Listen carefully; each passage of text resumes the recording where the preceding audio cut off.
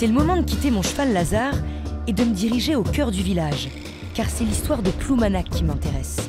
Et pour cela, un nouveau super guide m'attend. Salut Martine. Ah, bonjour Marie. Comment vas-tu? On est au cœur du bourg de Ploumanac. Qu'est-ce que tu peux me raconter sur ce bourg? Ah, ce petit village. Ce petit village. Ce petit hameau, là. Ouais, ce petit hameau, on s'y sent bien quand même. Exactement, c'est un petit village de pêcheurs qui a été construit derrière les gros cahots granitiques pour s'abriter du vent. D'ailleurs, ces petites maisons qui sont pas très hautes, on appelle ça des pentis. Des pentis. Et il y a eu une transformation de ce bourg ces dernières années ou il a toujours cette même ADN? Non, justement, c'est pour ça qu'il est typique, parce qu'on a gardé ces pierres, ces façades avec du granit rose, ces toitures en tuiles ou en ardoise. Donc ça, en tout cas, il faut les conserver. Exactement. Et qu'est-ce que tu en penses, Martine, de cette médiatisation autour d'une ville? Est-ce que tu penses que ça lui sert ou ça la dessert? Alors économiquement, c'est clair que ça fait beaucoup de bien à tout le monde, moi la première, puisque j'en vis du flux touristique. Mais effectivement, ça peut nuire à nos beaux sentiers.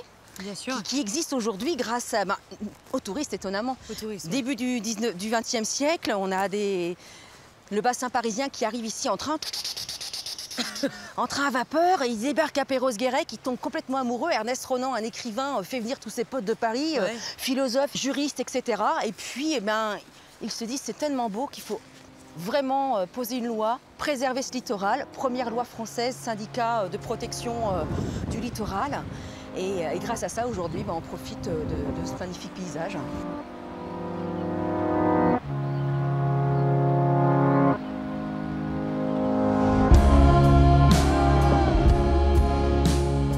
Là, c'est un coin que j'adore. Non, mais là, tu te dis que...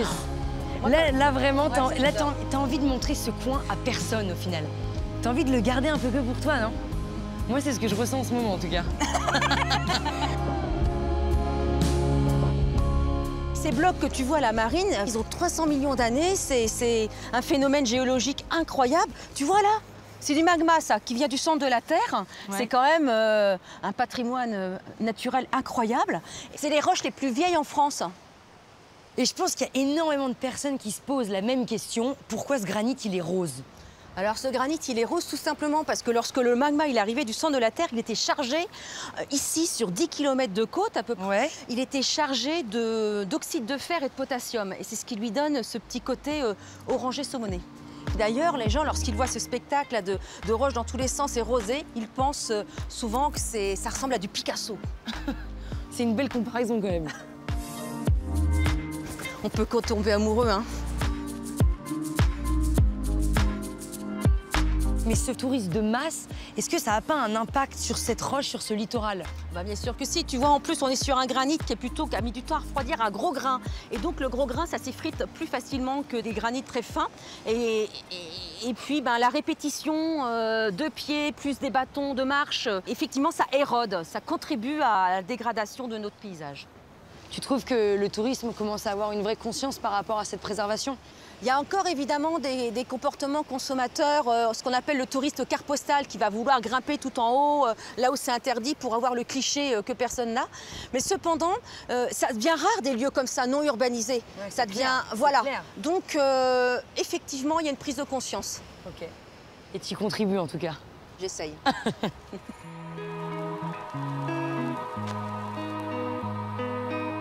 Bon, en tout cas, Martine, moi, cet endroit, il me rend vivante.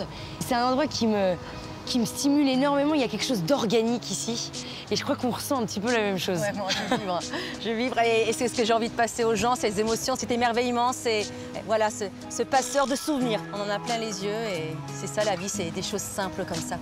En tout cas, merci beaucoup. Je te laisse profiter du paysage. Et puis, je suis sûre qu'on se recroisera sur cette côte de granit rose. Ah bah qui sait, Kenavo dans nos aventures alors. Kenavo, Martine.